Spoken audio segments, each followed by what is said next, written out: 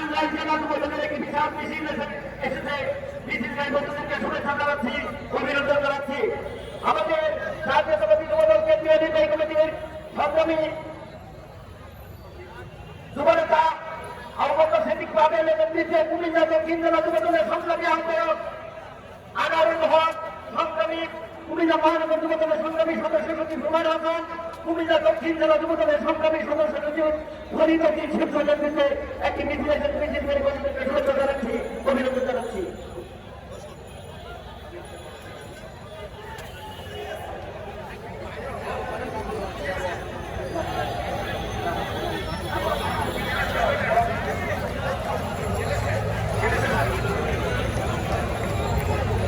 সংগ্রামী ছাত্র মন্ডলের বক্তব্য জয়জনাথ করছে নরসিংহ জেলা যুব দলের বিপ্লবী আহ্বায়ক, রাজপথ থেকে বেড়ে ওঠা সাবেক ছাত্র নেতা হোসেন হোসেন বিন্দু।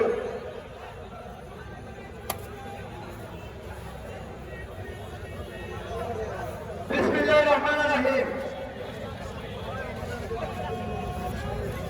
আজকের এই সমাবেশের সম্মানিত সভাপতি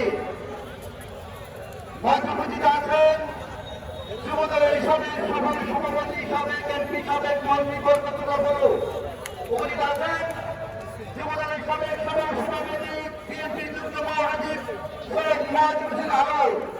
উপস্থিত আছেন যুবদলের সংগ্রামী সাধারণ সম্পাদক, সত্যতা মুক্ত সংগ্রামী যুবনেতা জনাব আব্দুল মোনায়েম মুন্না সহ যুবদল কেন্দ্রীয় নির্বাহী কমিটির নেতৃবৃন্দ, দক্ষিণ জেলা যুব দলের সাধারণ সম্পাদক আসাদুজ্জামান হাসান, সাংসদ সহ সমস্ত নেতৃবৃন্দ, সবাইকে আমার প্রাণের সংগঠন বাংলাদেশ জাতীয়তাবাদী যুব দল নরসিংদী জেলার পক্ষ থেকে জানাচ্ছি সংগ্রামী শুভেচ্ছা, অভিনন্দন।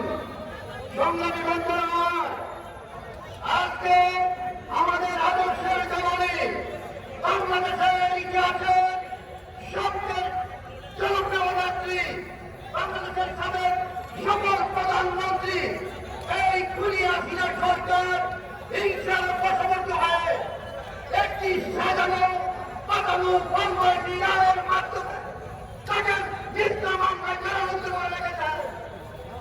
তাকে অবিলম্বে মুক্তি দিতে হবে।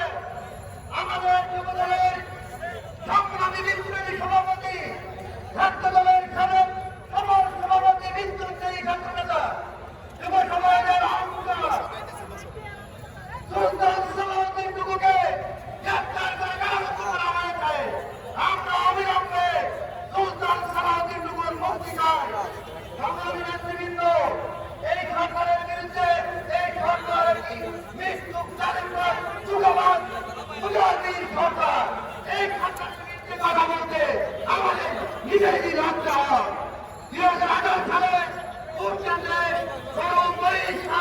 গিয়েছিল, কিন্তু 2024 সালের নির্বাচনে এই সরকারের প্রতি ঘৃণা জানিয়ে কুকুরগুলো নির্বাচনী কেন্দ্রে যায় নাই।